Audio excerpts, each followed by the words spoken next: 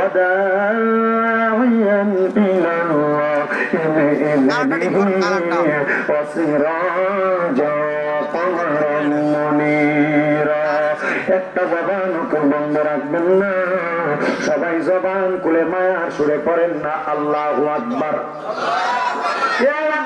আমার এই লোনা এলাকার বাবারা বন্ধুরা পর্দার অন্তরালের মা বোনেরা যারা মাইকের আওয়াজটুকু দূর দূরান্ত থেকে শ্রবণ করতেছেন আমরা জানি আমার আল্লাহ তাআলা আমাদেরকে জবান প্রদান করেছেন আল্লাহ কয় বান্দা ওয়াশকুরু নি'মাতাল্লাহি আলাইকুম ইন কুনতুম ইয়াহু তা'বুদুন আল্লাহ কয় বান্দারে তোমরা আমি আল্লাহর নিয়ামতের শুকরিয়া আদায় করো যদি তোমরা আমি আল্লাহর ইবাদত করো ওই আল্লাহর একাত্মবাদের সাক্ষী দেওয়ার জন্য এখানে যারা আছেন আপনারা ডান হাতের উপরে রাখবেন আল্লাহু আকবার দুই হাত তুলে পড়েন ইয়া রাসূলুল্লাহ উচ্চ কণ্ঠে পড়েন ইয়া বলি আল্লাহ বন্ধুরা রে আমার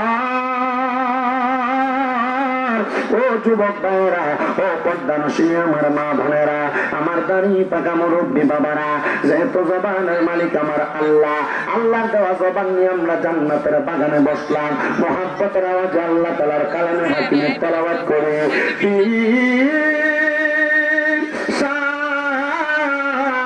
حبيبه ومحبوبه ومعشوقه مخبرا وآمرا إن الله وملائكته يصلون على النبي يا أيها الذين آمنوا صلوا عليه وسلموا تسليما اللهم صل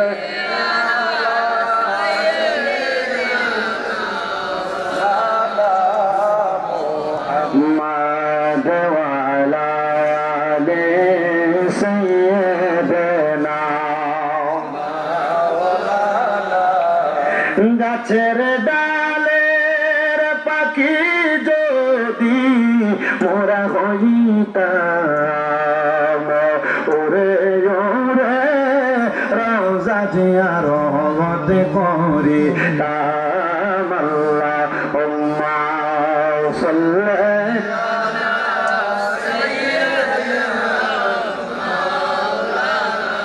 মুহাম্মাদ ওয়া আলা আলি سيدنا محمد لا إله إلا الله لا إله إلا الله لا إله لا إله إلا الله لا إله لا إله إلا الله لا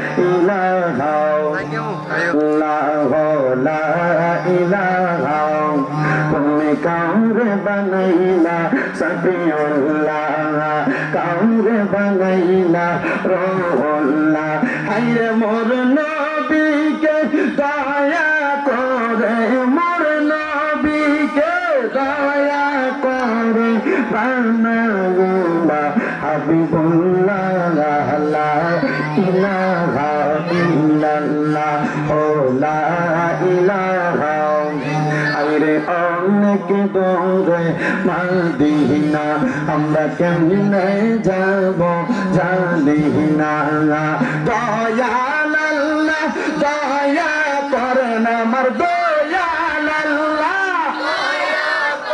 রান পুরান মনের বাসনা লা ইলাহা ইল্লাল্লাহ ও লা ইলাহা আইরে আমরা বড় ভাগ্যবান আমরার নবী আল্লাহর মেহমান আল্লাহ দয়া করে করলেন দান বলেন দয়া করে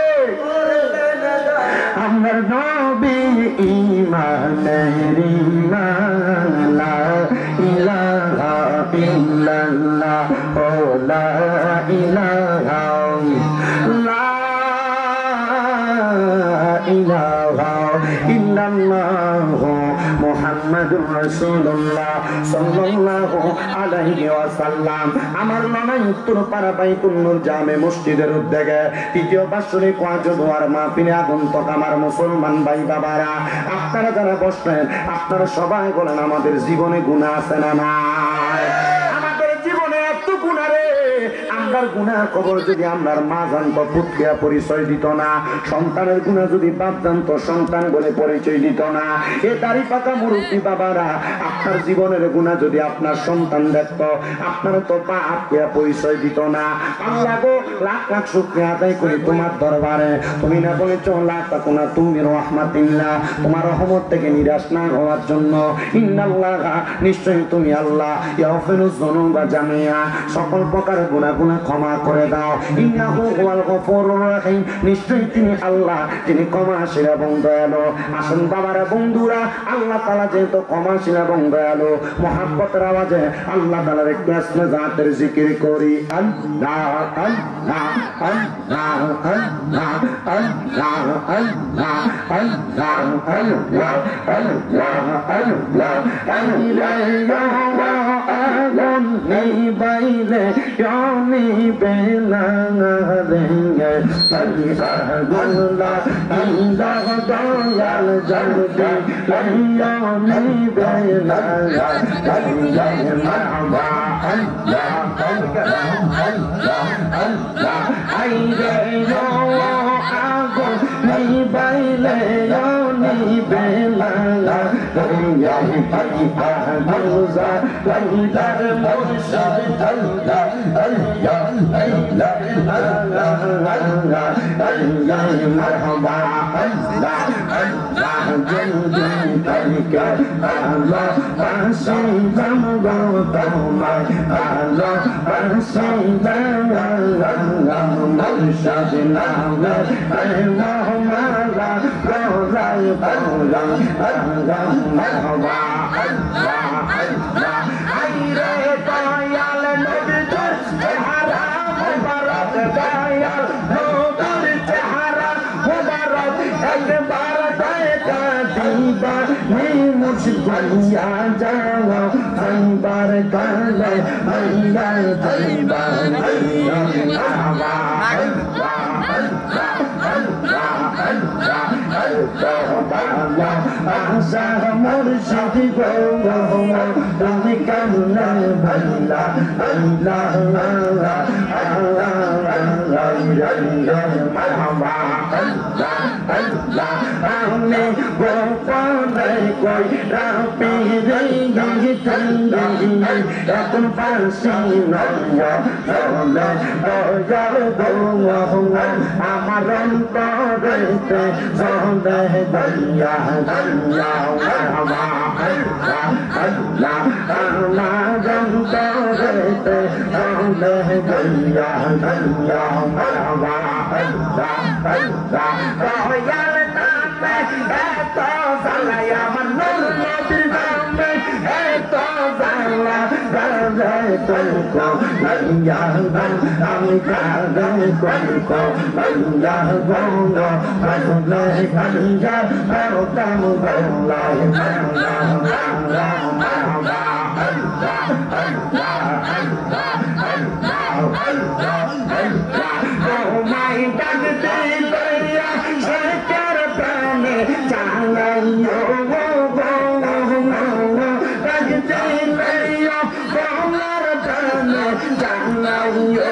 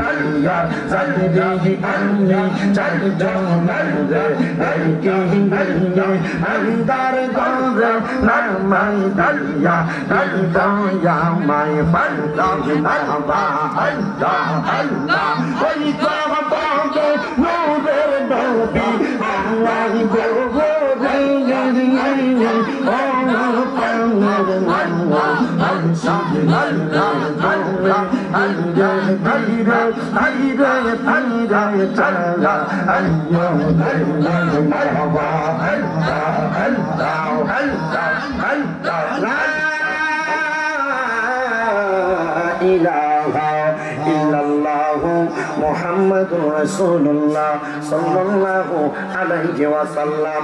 একটা জবানও বন্ধ রাখবেন না, জবানটা টেনে দিয়ে বলেন জিকির করলাম কার? আল্লাহর আল্লাহ বলে ডাকতে লাভ আছে না নাই? ডান হাত তুলে জোরে আরেকবার ডাকবেন আল্লাহ। আজকের মাহফিলের সম্মানিত বিশেষ আলোচক মাওলানা মুফতি আব্দুল কাদের কাদরী সাহেব আমার পরে মূল্যবান তাকরীর করবেন। এরপরে মাওলানা মুফতি মুবারক হোসেন জালালী সাহেব বয়ান করবেন। আমি আপনাদের কাছে সাময়িক সময় একটু দোয়া নিব, আর আমার দুটো জবান দ্বারা দুই একটা কথা আমি আপনাদেরকে জানিয়ে দিতে বসছি। এ মুসলমান ইমানদার, আমি আমার খুতবার ধারাবাহিকতার মধ্যে আল্লাহ তাআলার কোরআনুল কারীম থেকে একটা আয়াতে কারিমা তেলাওয়াত করেছি। যে আয়াতে কারিমার মধ্যে আমার আল্লাহ তাআলা ঘোষণা করেছেন, বান্দা লা ইউকাল্লিফুল্লাহু নাফসান ইল্লা উসআহা। আমার আল্লাহ তাআলা জানিয়ে দেন, জগতের বান্দা দলেরা, আমি আল্লাহ কাউকে কারো সাধ্যের বাহিরে কোনো কিছু চাপাইয়া দেই না। এ মুসলমান, এ লড়াইয়ের বাবারা, আমার আল্লাহ কাউকে কারো সাধ্যের বাহিরে কোনো কিছু চাপাইয়া দেয় না।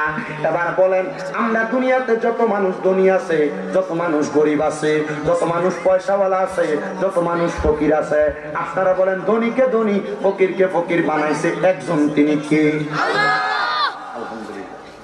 আমি আপনাদের কাছে অল্প সময় চেষ্টা করব কয়েকটা কথা বলার জন্য, ওয়াকিয়া দিয়ে যাওয়ার জন্য।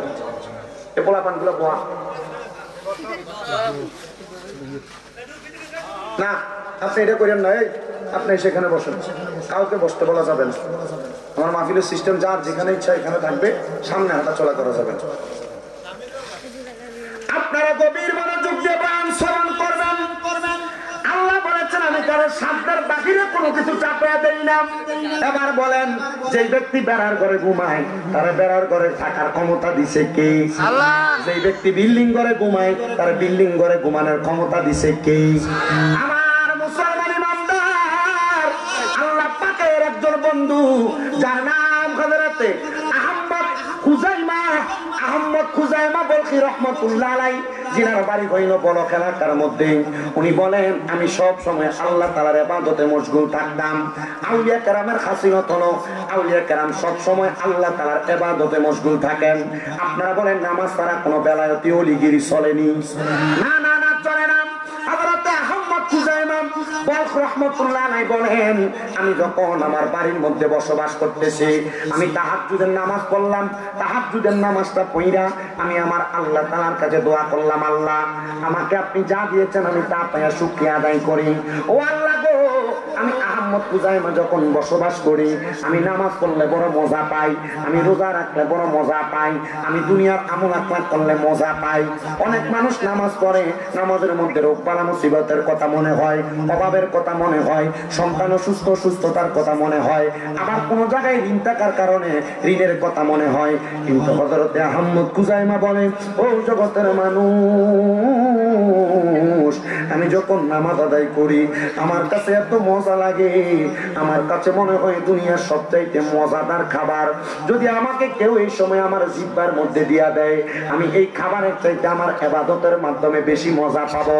এ আমার লানায়ের বাবা হযরতে আহমদ কুজাইমা ডাক দিয়ে বলতেছি, আমি তাহাজ্জুদ নামাজের পড়ে আমি ফজরের নামাজের মুসল্লাটা বিছায়া আমি ফজরের নামাজ আদায় করলাম। ফজরের নামাজটা আদায় কইরা আমি ফজর থেকে সূর্য ওঠার আগ পর্যন্ত অপেক্ষা করতেছি, কারণ আমার নবীজির মিশকাতুল মাসাবির বাবু সলাতদের মধ্যে হাদিস শরীফ, আমার নবী বলতেছেন, ও উম্মতের দলেরা, আমি নবী ফজরের নামাজ আদায় করে যতক্ষণ সূর্য না উঠতো আমি নবী নামাজের মুসল্লা ত্যাগ করতাম না। নবী গো কেন? বলে আমি সূর্য ওঠার পর 2 রাকাত নামাজ আদায় করতাম, যেই নামাজটার নাম হলো সালাতুল ইশরাকের নামাজ। এ বাবা, 5 ওয়াক্ত নামাজ শুধু নামাজ না, 5 ওয়াক্ত নামাজ ছাড়া আমার আল্লাহ তাআলা বান্দার জন্য কিছু সহজ সাধ্য ইবাদত আল্লাহর বান্দাদেরকে দিবেন। এই নামাজটা যদি কোনো বান্দা আদায় করে আমার আল্লাহ তাআলা ওই বান্দাটার আমলনামার মধ্যে একটা পরিপূর্ণ উমরা এবং পরিপূর্ণ হজের সওয়াব দান করে। কই আমরা তো ফজরের নামাজই পড়ি না, আবার আমরা যদিও নামাজ পড়ি মুরগি যেমন ভাবে আদার খায়, আমরা তেমন ভাবে ঠোকর দিয়া নামাজ থেকে মসজিদ থেকে তাড়াহুড়া করে বের হয়ে যায়।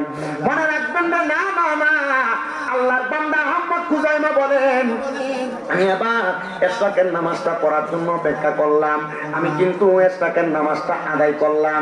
ইশরাকের নামাজটা আদায় কইরা আমি মসজিদের বারান্দার সামনে এসে বসলাম। বসার পরে একজন লোক এসে আমার কাছে ফরিয়াদ জানাই, আহমদ, তুমি তো বলো এলাকার সবচাইতে বড় আলেম, তুমি দোয়া করলে দোয়া কবুল হয়। ও আহমদ, তোমার কাছে আমার একটা ফরিয়াদ, তুমি আমার জন্য দোয়া করো। আমার কোনো সম্পদ নাই, আমার কোনো টাকা নাই, আমার কোনো দৌলত নাই, আপনারা বলেন দোয়ার কারণে ধন সম্পদ দৌলত দিতে পারে একজন, তিনি কে? নবী আমার বলে, মানুষের তকদির কোনদিন পরিবর্তন হয় না, তবে ইল্লা বিদুআ, কেউ যদি দোয়া করে দোয়ার মাধ্যমে তকদির পরিবর্তন হয়ে যায়। এজন্য ছোট থাকেন, বড় থাকেন, যুবক থাকেন, মুরব্বী থাকেন, আপনারা সব সময় একজন আরেকজনের কাছে দোয়া চাইবেন। যদি আপনার বয়সে কেউ ছোট হয় তার কাছে দোয়া চাইতে আপনি বিরক্তি বোধ করবেন না। বলে হুজুর কেন গো? কারণ দোয়ার কারণে আপনার ভাগ্য এবং তকদিরটা পরিবর্তন হয়ে যাবে। এ আমার মুসলমান ইমানদার, হযরতে আহমদ কুজাইমা ডাক দিয়ে বলতেছে, জগতের মানুষ রে, ও জগতের মানুষ, আমি আহমদ কুজাইমা যখন দুনিয়ার জমিনের ভিতরে সেখানে বসলাম, লোকটা এসে আমার আহমদ কুজাইমা আপনি একটু দোয়া করেন, আমার তো সম্পদ নাই, আমার তো টাকা পয়সা কোনো কিছু নাই, আপনি দোয়া করলে আল্লাহ তাআলা আমার সম্পদ প্রদান করব। আহমদ কুজাইমা কয়, তুই যতক্ষণ পর্যন্ত আমার কাছে চাইছো, তুমি যদি ততক্ষণ সময় আমার আল্লাহর কাছে চাইতা, তাহলে আমার আল্লাহ তাআলা হয়তো তোমার এই সময়টার মাধ্যমে আল্লাহর কাছে চাইলে আল্লাহ তোমারে দিত। আমার কাছে কেন চাইনি রে? তুই তো চাইবি আমার আল্লাহ তাআলার কাছে। আহমদ কুজাইমার কথা শুই না, ওই লোকটা তার কথার বেদরা বুঝতে পারে নাই। ডাক দিয়ে কই, হুজুর দোয়া করলে করবেন না, করলে নাই, উল্টা কথা বলেন কেন? না রে বাবা, ঠিক আছে তুই যে আমারে বলছ, তাহলে তুই বলস না আমি তোরে কোন রকমের পরামর্শ দিতাম। হুজুর কই, তার পরামর্শ আমি তার থেকে নিতেছি।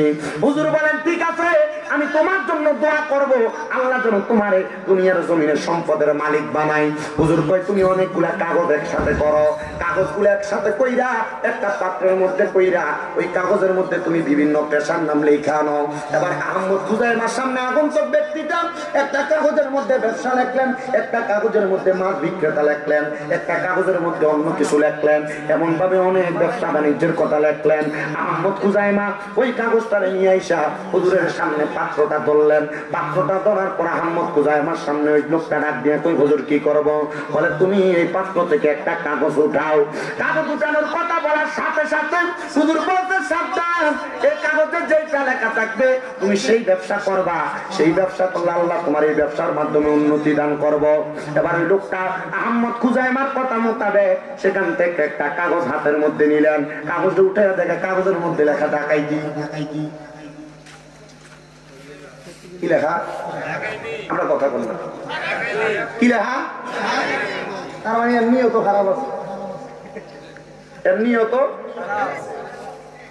তোমরা বসো না কেন এখানে?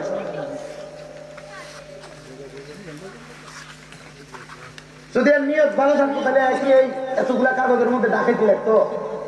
সরো লাগছে।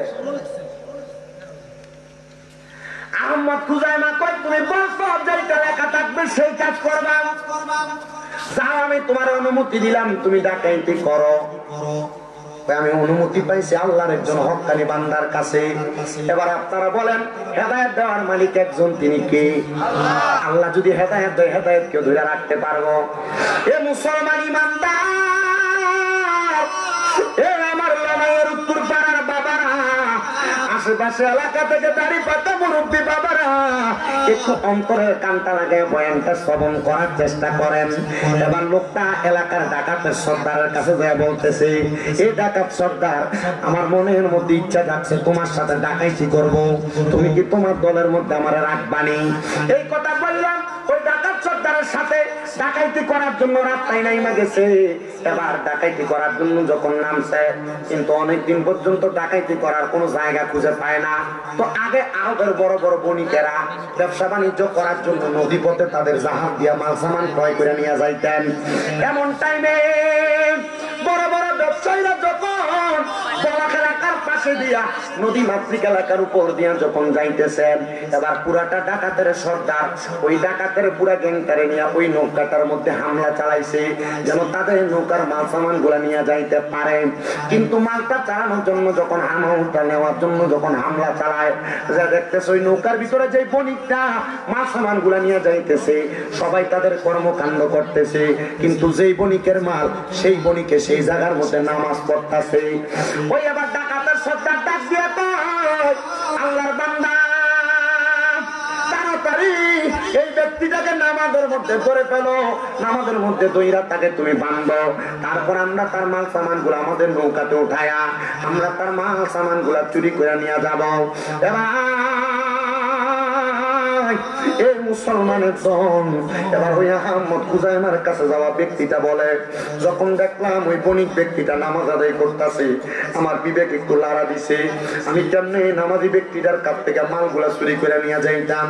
নামাজি ব্যক্তিটা এমন, সে যদি কোনো দোয়া করে আল্লাহ তো কোনোদিন তার দোয়া ফিরাইতো না।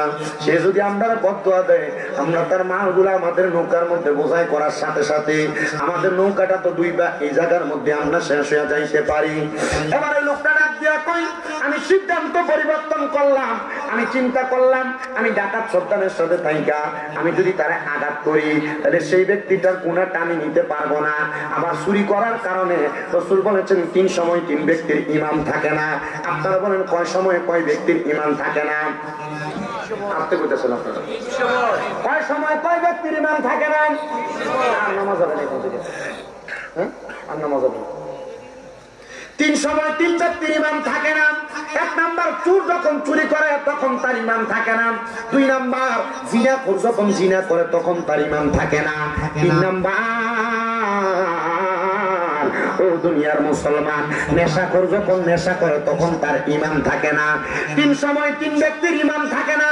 তার মানে কোন মানুষ যদি মনে মনে নিয়ত করে আমি রাস্তা দিয়ে যাব, ওই ব্যক্তির কাছ থেকে একটা ফল আমি চুরি করে খাবো, মনে রাখবেন যখন সে নিয়ত করলো চুরি করার আগ পর্যন্ত তার ঈমান থাকে না। বলে কারণ কি? কারণ তখন সে কুফরি করে। চুরি করা কুফরি কাজ, কুফরি কাজ, নেশা করা কুফরি কাজ, কুফরি কাজ, আবার জিনা ব্যভিচার করে এটা কুফরি কাজ, কুফরি কাজ। এই কাজ যখন করে তখন তার ঈমান থাকে না। আর এই অবস্থায় যদি সে মারা যায় তাহলে কাফের হয়ে মারা যায়। কেউ যদি জিনা করে, অবৈধভাবে সম্পর্ক করে, নারীদের সাথে মেলামেশা করে, আবার শুধু নারীদের সাথে মেলামেশা মানে শোয়া মানে সম্পর্ক না। কোন যুবক যদি কোন নারীকে দেখার জন্য রাস্তা দিয়ে হাইটে এখান থেকে নবাবপুর বাজার যায়, এই যাওয়ার নিয়তটা যখন করে তখন তার ঈমানটা থাকে না। কারণ চোখ দিয়া নারীর দিকে তাকাইলো এটা চোখের জিনা, কান দিয়া নারীর গলার আওয়াজ শোনা এটাও কিন্তু কানের জিনা, আবার নারীর সাথে মেলামেশা করার জন্য পা দিয়ে হাইটা যায় এটা পায়ের জিনা। আপনি মনে করেন না শুধু মেলামেশা করলে জিনা হয়, চোখ দিয়া মহিলার দিকে চাইলেও জিনা হয়, মহিলার গলার আওয়াজ শুনলো জিনা হয়। আর আমরা বেটারা এমন পাগল পাড়া, কোন জায়গার মধ্যে মহিলা শিল্পী না গান করে এটা সামনের কাতারে, ঠিক কিনা? আল্লাহ বুঝার তৌফিক দান করুন। আমি দেখছি রাফির পাগলা শরীফউদ্দিনে ভালো শিল্পী ছিল, এই স্টেজে আল্লাহর ওলি পুরুষ মোবারকের মাহফিলে এই স্টেজে সিগারেট খাইছে, পাগলা বাধা দিছে। কেন এই এলাকার ভিতরে সুন্নি ছিল না, দুটা দিয়ে ফিরানোর দরকার ছিল বেয়াদবের বাচ্চারা। এদের কারণে আল্লাহর ওলিদের বদনাম হয়, আর ওয়াহাবিরা মাথার ভাঙার ক্ষমতা হয়েছে এদের কারণে। কথা বল না কেন? আল্লাহ আমাদের বোঝার তৌফিক দান করুন। আল্লাহর ওলি শিখায় দেয় নাই এমন গান বাজনা করতে, এগুলা কইরা আহলে সুন্নাত ওয়াল জামাতে মানুষের কাছে কলঙ্কিত করতেছে। আর এদের কারণে সুন্নিরা সুন্নি বলে দাবি করতে পারে না, সুন্নি কইলেই কই ভণ্ড।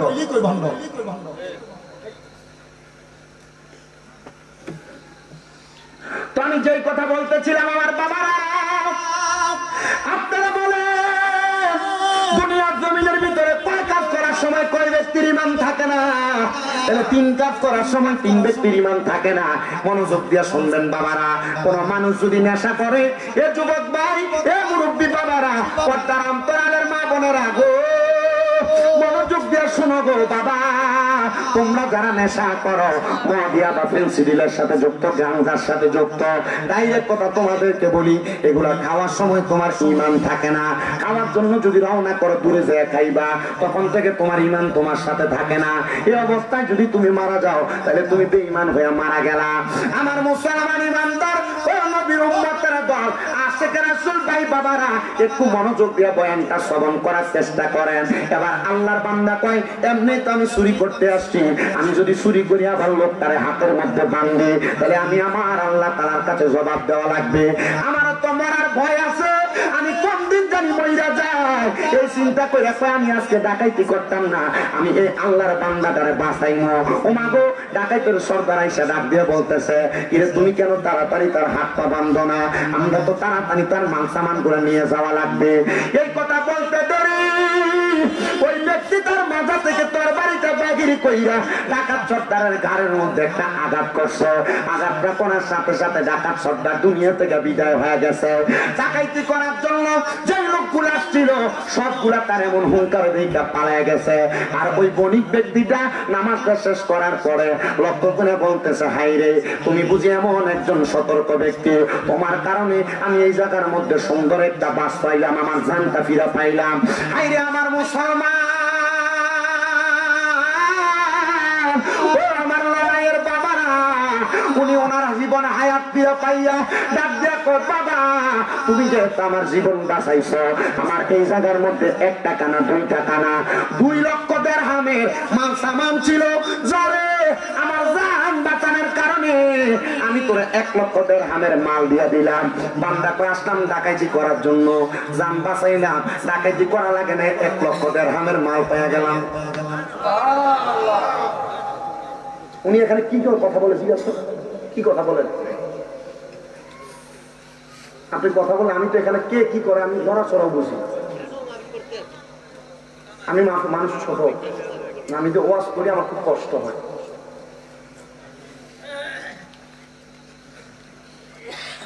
আমি 2টা কথা বলবো, আপনি যদি মনোযোগ দেন আসুন কেমন লাগে। এখানে মানুষ বসা ছিল মাত্র 13 জন, এখন কি 13 জন না বেশি? আমার খাইলে মাঠে ভয়ে দিলে আমি কটা মানুষ গোলানোর মতো ক্ষমতা এটা আমার না, এটা আল্লাহ দিচ্ছেন। কিন্তু আপনি যদি কথা বলে আমার এই যে 1 মিনিট কথা বলতে ছিল লস, আমি 9টা বাজার 1 মিনিটে তো বেশি ওয়াজ করতাম না। টাইম বান্দা রিসাদ মাইক করছে, আমি ওনার থেকে মাইক দিব। যতক্ষণ কথা বলি একটু মনোযোগ দিয়ে শুনেন। আল্লাহর ওলির কাছে গেছে চাকরির জন্য, সম্পদের সন্ধান দেওয়ার জন্য। আল্লাহর ওলির কাছে যাওয়ার পর অনেকগুলা ওয়াজ দেওয়ার পরে চাকরি পাইছেন একটা। চাকরির নাম কি? ডাকাইতি। ডাকাতি করতে যাইয়া আমলওয়ালা বণিকরে বাঁচাইছে, নামাজি বণিকরে বাঁচাইছে। নামাজি বণিক বাঁচার কারণে তার অর্ধেক সম্পদ, অর্ধেক ব্যবসায়িক মাল দিয়া দিছে। ওই মালগুলা পাইয়া সে বলে, আমি আল্লাহ তাআলার কুদরতি কদমের মধ্যে একটা সেজদা দিছি, আমার আল্লাহরে বললাম, আল্লাহ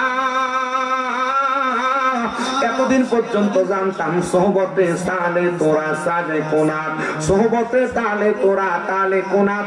ভালো ব্যক্তির সোহবতে থাকলে ভালো হওয়া যায়, খারাপ ব্যক্তির সোহবতে থাকলে খারাপ হওয়া যায়।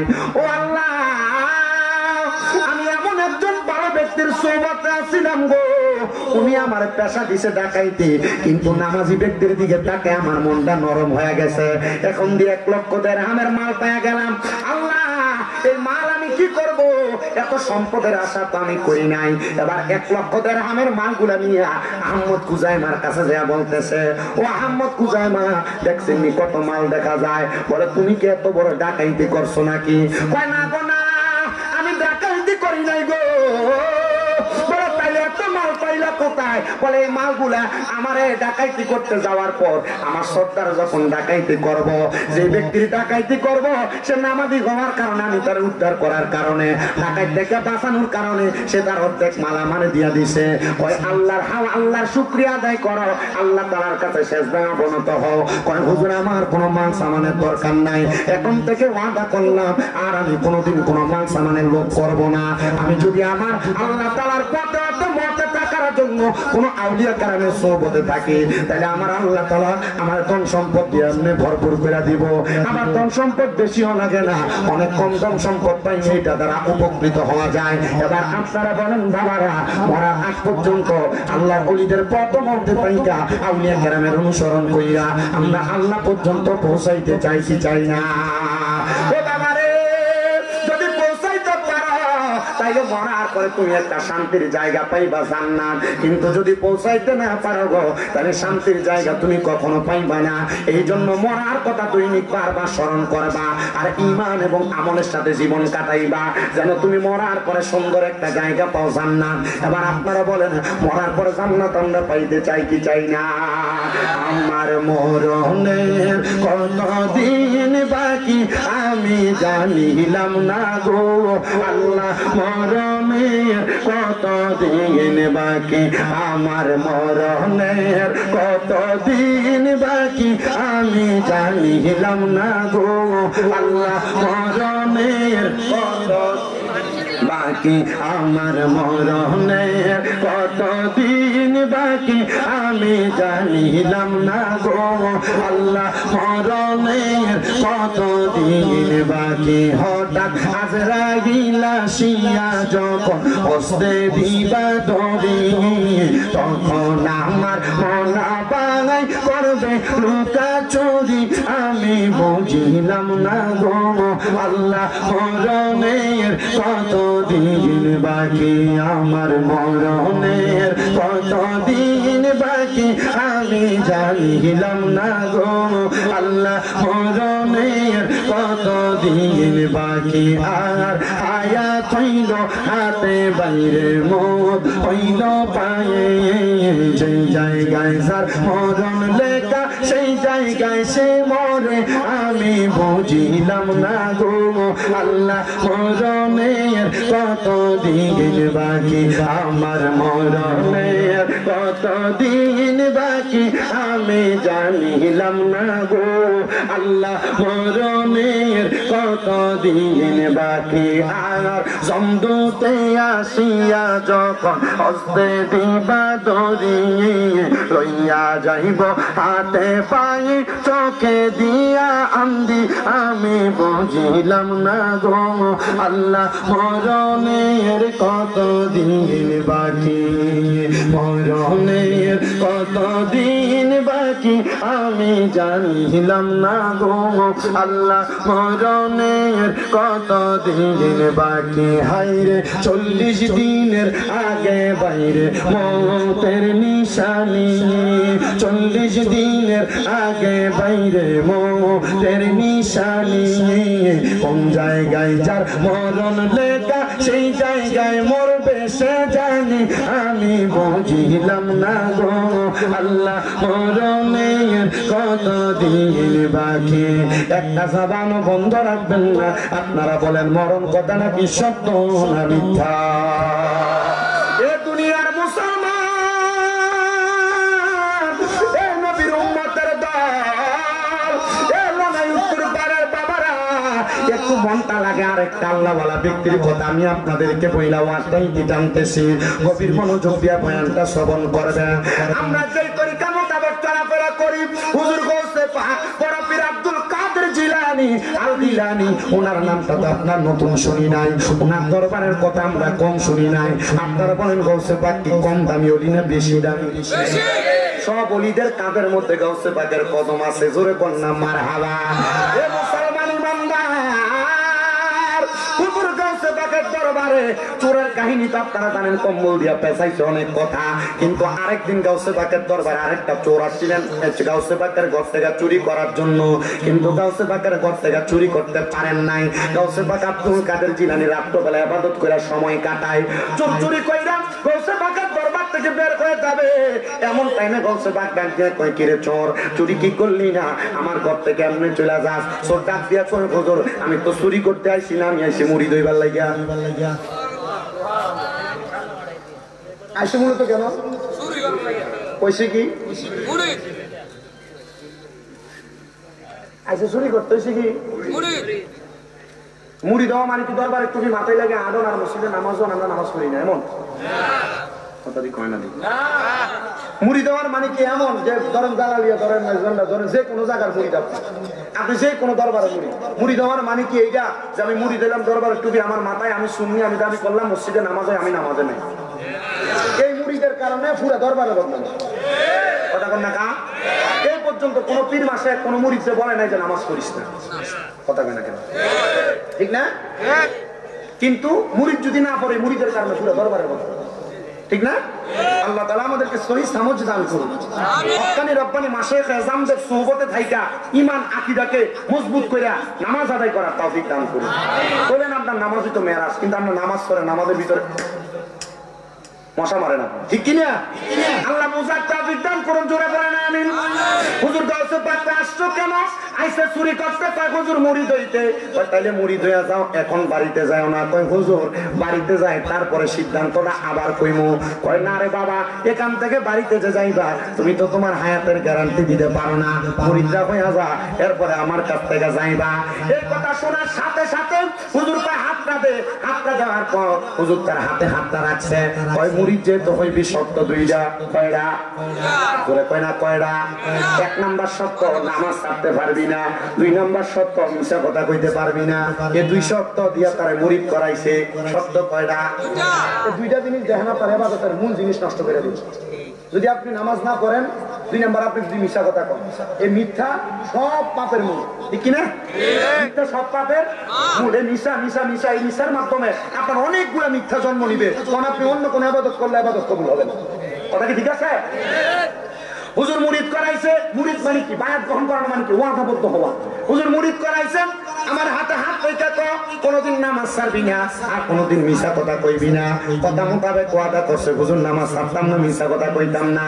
হুজুরের কথা বই না, তার কাছে ওয়াদা নিয়া তার হুজুরের গায়ের একটা পাঞ্জাবি পরাইয়া দিছে, সুন্দর একটা পাগড়ি লাগিয়ে দিছে। পাগড়িটা লাগাইয়া ঘর থেকে বের হয়ে যায় আর মনে মনে কাজগের মতো বাচ্ছি, আর কোনোদিন আমি এই ঘরে চুরি করতে আইতাম না, কারণ এই ঘরের মানুষ রাত্রে ঘুমায় না, এই ঘরের মানুষ আল্লাহ তাআলার ইবাদত তাহাজ্জুদ করে। নবীজির প্রখ্যাত হযরতে সাহাবী হযরতে রবিয়া বলেন, আমি একদিন আমার নবীরে ওযুর পানি আগে দিছি। ওই ওযুর পানিটা হলো তাহাজ্জুদের ওযুর পানি। আমার নবী কয়, রবিয়া তুমি যে আমার তাহাজ্জুদের পানি পানিটা আগে দাও, ওযুর পানিটা আগে দাও, তোমার ওযুর পানিটা পায় আমার কাছে বড় ভালো লাগে। রবিয়া বলো না তুমি আমার কাছে কি চাও? রবিয়া ডাক দিয়া কয়, নবী গো আমি আপনার কাছে অন্য কোনো কিছু চাই না, আমি চাই আপনি যখন জান্নাতে যাবেন আপনার লোকে আমার আপনি জান্নাতে রাখছেন। আগে দিছে কি এর বাণী? আমরা আসতে কইতাছি কিসের বাণী? ওযুর পানি।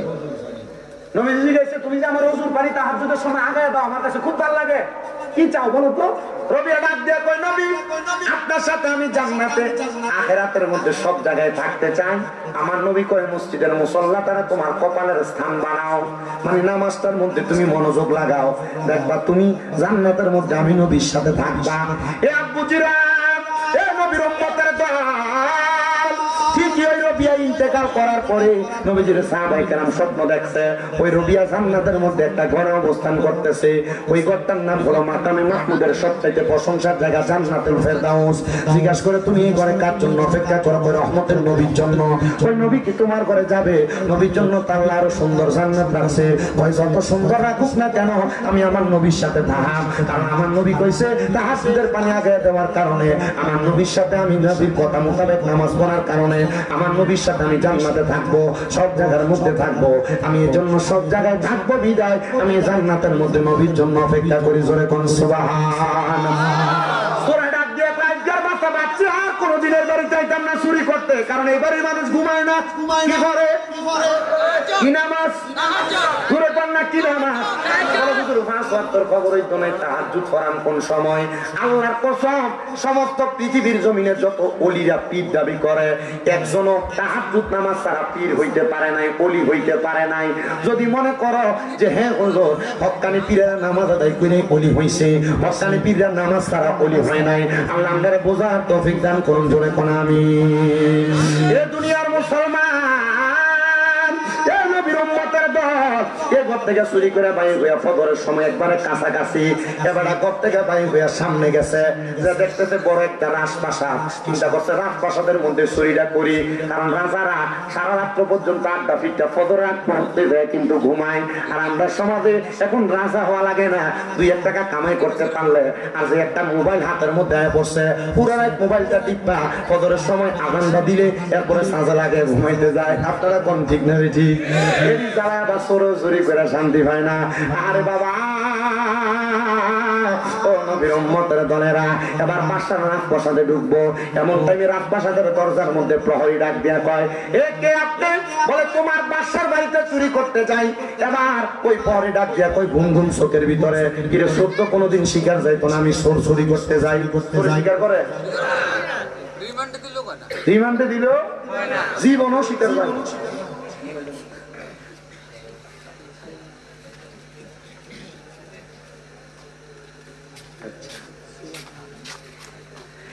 এ বাবা সুর কয় চুরি করতে যায়, ডাক দিয়ে কয় ওই দারোয়ান বলতেছে চোর কোনদিন তো শিকার যায় না। তাহলে বুঝলাম মনে হয় বাদশার বন্ধু হইব। ঘরের ভিতরে যাইয়া বড় বড় সিন্দুক গুলা খুইলা মাল সামান গুলা একসাথে নিচে এমন টাইমে দিচ্ছে ফজরের আজান। হিসাব কইছে মুরিদ যা কইবি 2 কাজ করিস না, বলে মিশা কথা কইস না, 2 নাম্বার নামাজ ছাড়িস না। উনি কয় আমি আমার সব মাল দিকে দিবেন আমার পাশে দিয়া রাখিয়া নামাজে দাঁড়ায় গেছি। নামাজ চুরিও করে নামাজও পড়ে, নামাজের মধ্যে দাঁড়ায় গেছি। নামাজের মধ্যে দাঁড়ানোর কারণে এমন টাইমে বাদশারও ঘুম ভাঙছে, নামাজ করব। বাদশা বাহির হইয়া আইসা যখন আমার দেখতেছে সব ঘরের মাল সামান চুরি, এক জায়গার মধ্যে সব গাঁটটি করা। ডাক দিয়ে কয় মাল সামান গুলা সব এই জায়গার মধ্যে। বলে আপনি কে গো? বলে আমি তোমার বাড়ির চোর।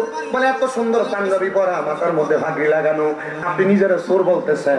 বলে আমার মাল সামান দিয়ে আপনার কাছে, চোর যদি হইতেন মাল সামান নিয়ে বাদ দেন। আপনি কত বড় আল্লাহর ওলি, একটা চোরের বাঁচাইবার লাগে চোরের দায়টা আপনি আপনার মাথায় নিছেন। কয় না আমি চোর। বলে দেখছেন নি আপনার কত পাওয়ার, আপনি চোর হইয়া আপনি চোর না হইয়া এত বড় পাঞ্জাবি করে চুরি করতে চোর জীবনও আসে না। আপনি আমারে কইতেছেন আপনি নাকি চোর? আপনি কি আমার বলবেন নি আপনি চোর না? আপনি বড় মাপের আল্লাহর ওলি। হুজুর যা অবস্থায় আছে আপনি যেহেতু বাঁচাইছেন এগুলো নিয়ে যান, আমার বাসাইও নিয়ে যান। যে ব্যক্তি নিজে চোররা বাঁচাইবার লাগে নিজের গাড়ি চোরের দায়িত্ব লইয়া যায়, আপনি চোর না, আপনি বড় মাপের আল্লাহর ওলি, আপনি আমার মুরিদ করে দিয়ে যান। চুরি করতাম এখন, এর আগে চুরি করতে যাইয়া মুরিদ হইছি, এখন চুরি করতে যাইয়া মুরিদ বানাইতেছি। আপনার কষ্ট দিতেছে?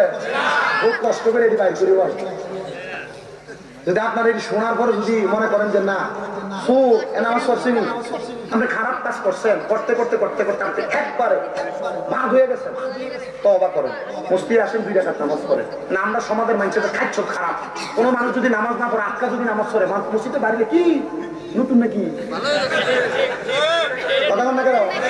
আমার টুপিটা লাগে যদি মসজিদে যা কি কবে থেকে কথা বল না কেন? আর তো নামাজ পড়ছে তার তিস্কারির কারণে সে নামাজ ছেড়ে দিতেছে। কথা বল না কেন?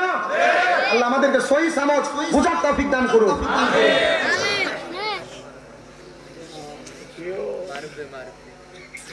আমার মুসলমান ইমানদারেরা কয় মুরিদ করান সিস্টেম তো জানে। গাউসে বাগ কইছিল হাত দেন, হাত দিলে দুই কথা কইব।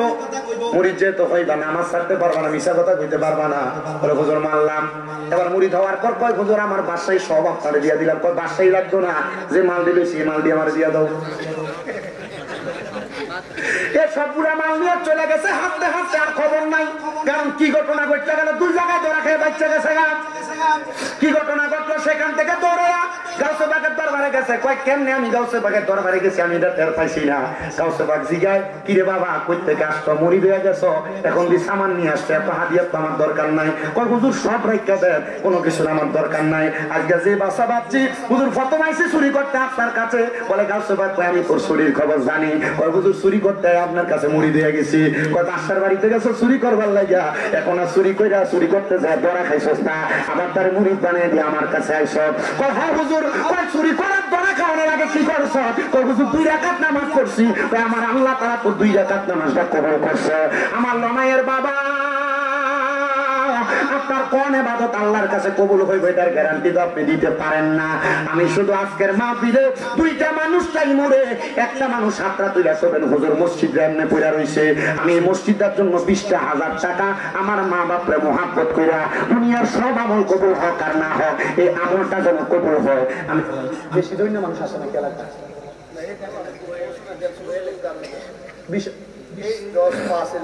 আচ্ছা 20,000 টাকা দিব একটা সন্তান, হাতটা তুলা বলবেন হুজুর আমি 20,000 টাকা দান করবো আমার জন্য খাস করে। আমার পরে কিন্তু যে বক্তা আপনার কইেন না, আমি আমরা লালুস লাগাইতেছি জি না। আপনাদের এলাকার সন্তান হইতে পারে মুফতি মাওলানা আব্দুল কাদের আল কাদেরী সাহেব। উনি কুমিল্লা শহরের একজন একটা বড় মসজিদের খতিব। মসজিদরা হযরতে করম আলী শাহ রাহমাতুল্লাহ আলাইহি কেন্দ্রীয় জামে মসজিদ। এই মসজিদের সামনে যে শ্রোতা আছেন, আপনার থেকে 60 ডাবল শ্রোতা জুমার দিনে ওনার পিছনে নামাজ পড়ে আর ওনার ওয়াজ শুনে। ইনশাআল্লাহ আপনাদেরকে নিয়ে বয়ান করবে। আমি যে একটা কথা বলে আপনাদের কাছ থেকে বিদায় নিই, অসুবিধা হবে আপনাদের? সমস্যা হবে? তাজুল ইসলাম ভাই আমি আসতেছি ইনশাআল্লাহ। আমি হিসেবে আপনি মাফিদের আরেক জায়গা না, ইনশাআল্লাহ আপনি এখানে আসতেছি ইনশাআল্লাহ। জি নির্দিষ্ট টাইমে আসবেন। হ্যাঁ 20,000 টাকা দেওয়ার মতো একটা সন্তান। বলে হুজুর অন্য কোন আমল কবুল হবে কিনা জানি না, আমি 20,000 টাকা মসজিদের জন্য দান করব। বলে হুজুর 20,000 পারবো না, 10,000 টাকা দান করব। একজন সন্তান আমার সামনে হাতটা তুলবেন, মসজিদের জন্য দিবেন। পারলে এখন দিবেন, না পারলে 5 মাস পরে দিবেন, না পারলে 2 মাস পরে দিবেন। বলে হুজুর আমি দান করবো 10,000 টাকা আল্লাহর ঘর মসজিদের জন্য। আর 5টা মানুষ চাই 5 পাঞ্জাতনের মোহাব্বতে 5,000 করে টাকা দান করবেন। বলে হুজুর এখন দিতে পারবো না, আমি 5 মাস পরে দান করব, 2 মাস পরে দান করব। 5টা লোক চাই 10 বস্তা করে সিমেন্ট দান করব। নারে তাকবীর একবার বলেন, আরে করবেন না। নারে রিসালাত, আল্লাহ কবুল করে মঞ্জুর করুন। জনাব মোহাম্মদ সুরুজ মিয়া উনি দান করছে 10,000 টাকা, আল্লাহ কবুল মঞ্জুর করো। সুরুজ মিয়ার বংশের কবর আযাব মাফ করো, কামাই রুজির মধ্যে বরকত দান করো, হায়াতের মধ্যে বরকত দান করো। সুরুজ মিয়া যে আশা করে দান করছে আশা পূরণ করো। জোরে জোরে কোন আল্লাহুম্মা আমিন। 5,000 করে দান করো। দুইটা ছেলে বিদেশ 5,000 করে 5 জন মানুষ আমি চাইছি, 5,000 করে 5 জন মানুষ চাইছি। 1 নাম্বার কি দান করবে 5,000 টাকা। বলে হুজুর আমার জন্য কাজ করে দোয়া করেন, আমি 5,000 টাকা দান করব। আমি বুঝি না, তারা আমার দিয়ে ওয়াজ করাইতো। ও কালেকশনের মেশিন হলো মুবারক জালালি সাহেব। উনি যখন কালেকশন করতো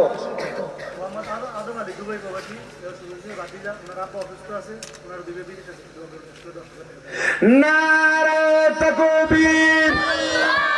মোহাম্মদ আদম আলী সুরুজ মিয়া ভাতিজা দান করছে 10,000 টাকা। তারা 2টা ভাই বিদেশের জমিনে, আল্লাহ তাদেরকে সহি সালামতে কবর মঞ্জুর করো।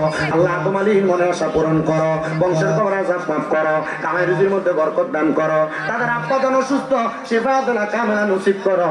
আল্লাহ তাদের মনের নেক মাশাগুনা পূরণ করো। আল্লাহ মক্কা মদিনা না দেখাইয়া মরণ দিও না।